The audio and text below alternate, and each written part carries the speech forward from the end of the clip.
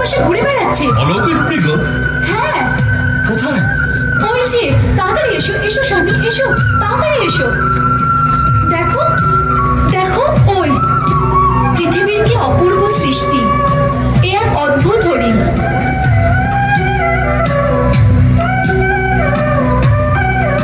এমন বিচিত্র মৃগ কখনো দেখেছো? শিং দুটো দেখো, মনে হয় যেন সোনার তৈরি। ওর চর্মও যেন সোনালি। সত্যি অপূর্ব।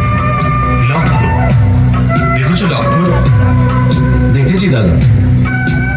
স্বামী, যেভাবেই হোক ওকে ধরে আনো না।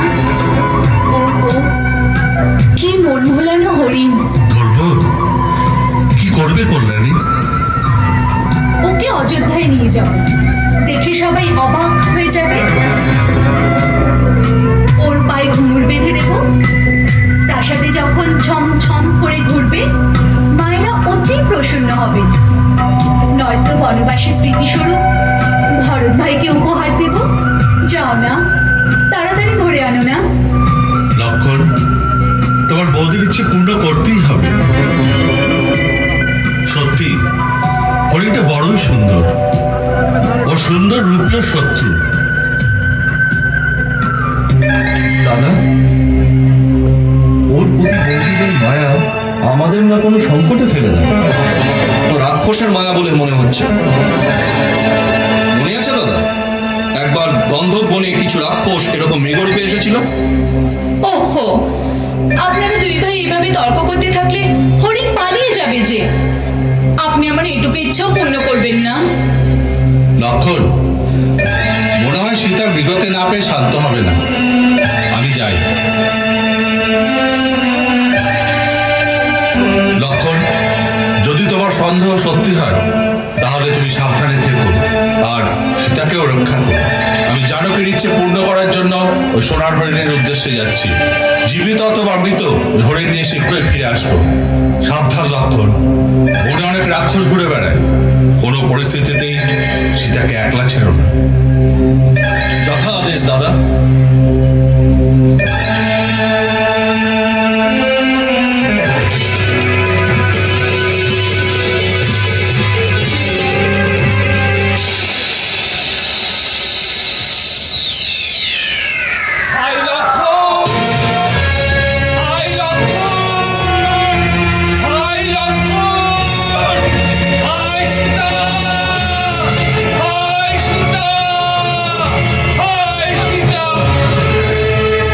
লক্ষণ, লক্ষণ, লক্ষণ, শুনতে পাচ্ছ?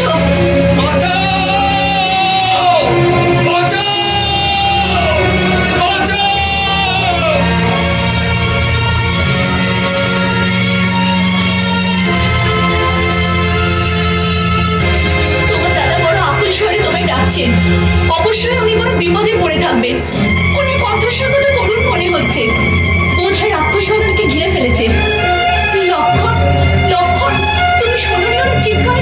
শুনেছি বৌদি। তাহলে এখনো দাঁড়িয়ে কেন? যাও লক্ষণ, যাও, কেউ ওনাকে বাঁচাও। লক্ষণ, কি হলো? তুমি যাচ্ছ না কেন? কারণ আমি জানি দাদা কোনো সংকটে পড়তেই পারেন না।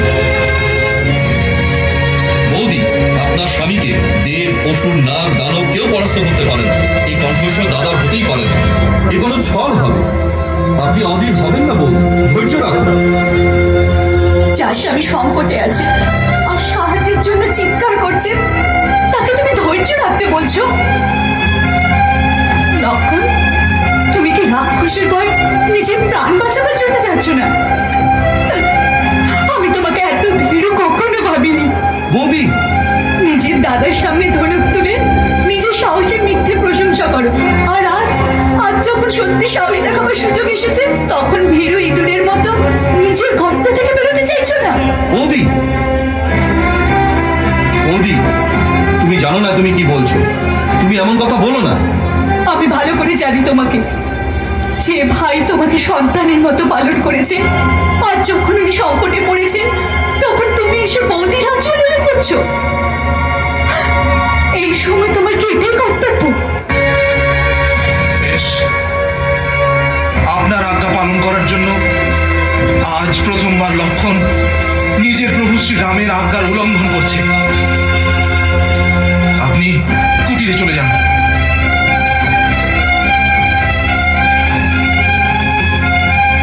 মাতা, আপনি ভেতরে চলে যান।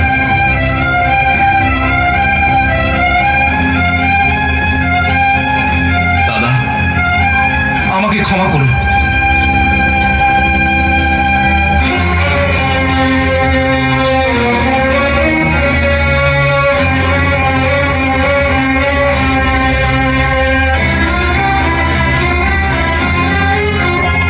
মাতা, গুরুর দেওয়া মন্ত্রশক্তি থেকে আমি এক অদৃশ্য প্রাচীর নির্মাণ করেছি। যে এই লক্ষণ রেখা পার করে ভেতরে আসার দুঃসাহস দেখাবে সে জ্বলে ভস্ম হয়ে যাবে। সেই জন্য মাতা, আপনাকে আমার মিনতি, যে কোনো পরিস্থিতিতে প্রভু রামের আসা পর্যন্ত নিজের পায়ে রেখার বাইরে রাখবেন না।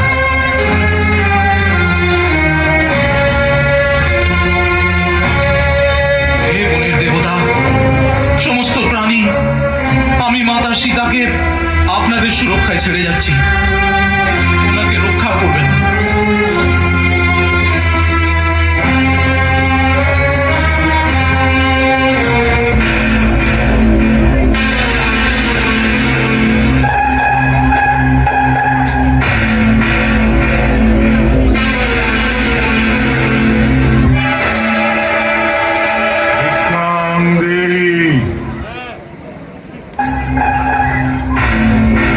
ভিক্ষাং দেহি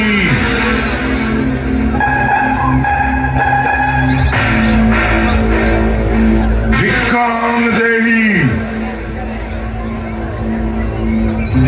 ভিক্ষাং দেহি ভিক্ষাং দেহি। প্রণাম মহর্ষি। কল্যাণ হোক দেবী, আমি অনেক দূর থেকে এসেছি আর আমি ক্ষুধার্ত। তোমার কুটির দেখে এই আশায় এসেছি যদি কিছু খাবার পাওয়া যায়। অবশ্যই মহর্ষি, আপনি এখানেই থাকুন, আমি আপনার জন্য যথাসম্ভব ভোজন আনছি। দেবী, আমি যাত্রা করে ক্লান্ত, আমার বিশ্রামের প্রয়োজন। ক্ষমা করুন, এই সময় আমার স্বামী কুটিরে নেই, সেই জন্য আপনাকে স্বাগত জানাতে পারছি না। কিন্তু দয়া করে আপনি অপেক্ষা করুন, আমি এখনই ভোজন নিয়ে আসছি।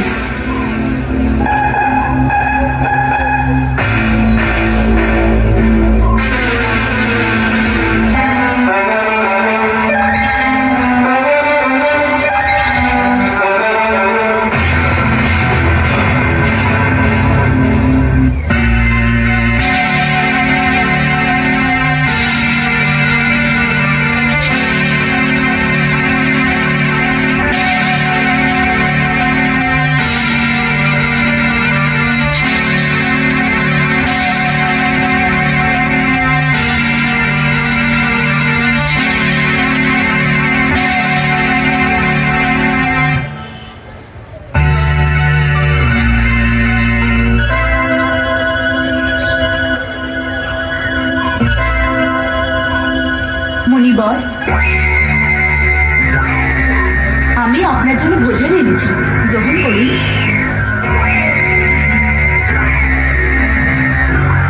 নিয়ে এসো দেবী। কৃপা করে আপনাকেই এখানে আসতে হবে। এখন তো আমি আসন গ্রহণ করেছি, দীর্ঘ যাত্রায় খুবই ক্লান্ত, বারবার উঠতে পারছি না। যা কিছু দেবার আছে এখানে নিয়ে এসো। প্রভু, আমার এই রেখার বাইরে যাওয়া নিষেধ, আপনাকেই কষ্ট করতে হবে। দেবী, তুমি যে আর্যকন্যা তা তো মনে হয় না। দ্বারে আসা অতিথি ভগবানের আরেক রূপ, আর তুমি আমাকে অপমান করছো। না না অতিথি দেবতা, আমার ওখানে না যাবার কারণ আপনাকে অপমান করা নয়। আসলে আমার দেবর আমার সুরক্ষার জন্য এক সীমারেখা টেনে গেছে, আর নিজের শপথ দিয়ে বলে গেছেন মর্যাদার সীমা ত্যাগ করে বাইরে যেও না। সেই জন্যই আমি বাইরে আসতে পারছি না। কৃপা করে আপনি আমাকে ভুল বুঝবেন না। ব্যাস, অনেক হয়েছে। তুমি বারবার আমাকে অপমান করছো।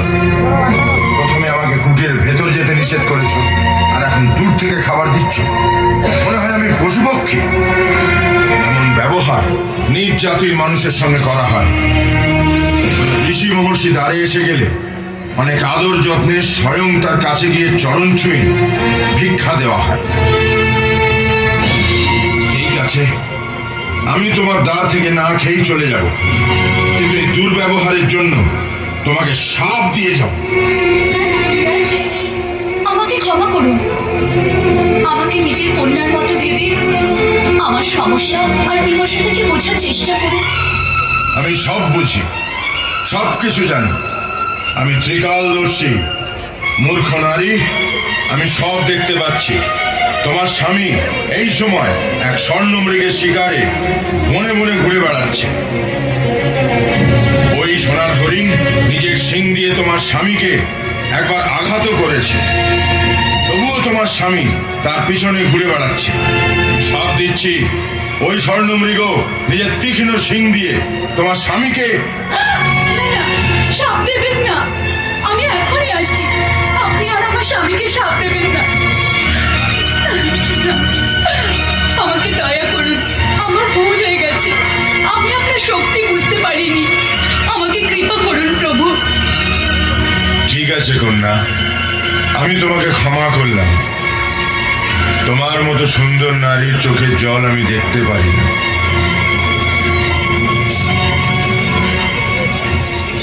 আমি মিথিলার রাজা মহারাজ জনকের পুত্রী জানকী। মিথিলার রাজকুমারী, আর এই অবস্থায় এ কেমন দুর্ভাগ্য যে কাঞ্চন কন্যাকে দেখে দেবতারাও লোভী হয়ে যায়, তাকে তুমি ঘাস খড়ের কুটিরে নষ্ট করছো। এমন নারী রত্নের তো কোনো ত্রিলোকের রাজা স্ত্রী হওয়া উচিত ছিল। আমার জন্য তো আমার স্বামী ত্রিলোকের রাজা। ওর থেকে বড় আর কেউ হতে পারে কি? অবশ্যই হতে পারে। আমি তোমাকে বলছি, সীতা, যার নামে দেবতা, নাগ, কিন্নর, অসুর, রাক্ষস অর্থাৎ সংসারের সমস্ত প্রাণী ভয় কেঁপে ওঠে, সূর্য, চন্দ্র আদি নবগ্রহ যার ইচ্ছাতে চলমান, যে সংসারের সমস্ত চরাচরের প্রাণীর স্বামী, যাকে দেখে চক্ষের পাও ভয় স্তব্ধ হয়ে যায়, বায়ুও যার সামনে নিঃশ্বাস নিতে পারে না, তুমি তো সেই লঙ্কার অধিপতি রাবণের স্ত্রী হওয়ার যোগ্য। ছি, আমার কুৎসিত কথা বলতে আপনার লজ্জা করে না? আপনি মহাত্মার রূপে এক দুরাত্মা। কে আপনার? তোমার দাস, সেই লঙ্কেশ্বর রাবণ।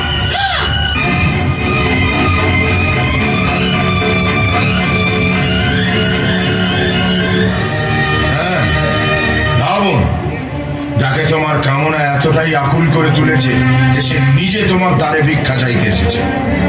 সীতা, আজ তোমার সৌভাগ্যের উদয় হয়েছে।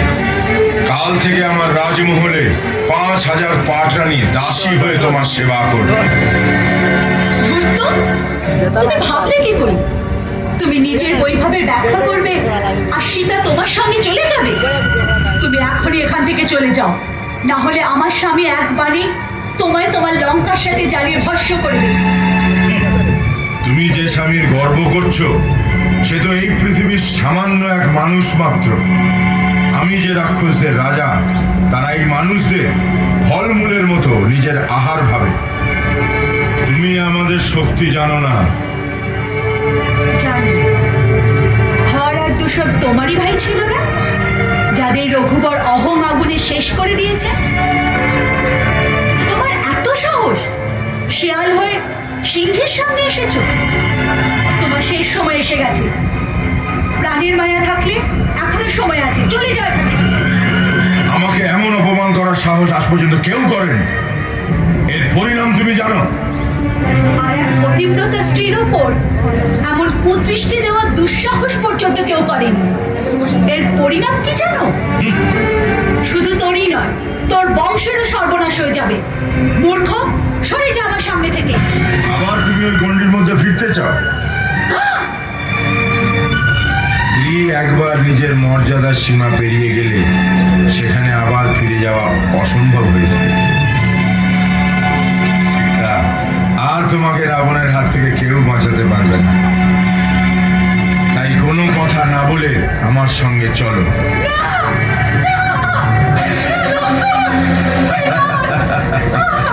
কোথায় তোমরা? ওই লক্ষণ! চেঁচাও, আরো চেঁচাও। ওরা এখন তোমার থেকে অনেক দূরে, তোমার চিৎকার ওদের কানে পৌঁছবে না। চলো।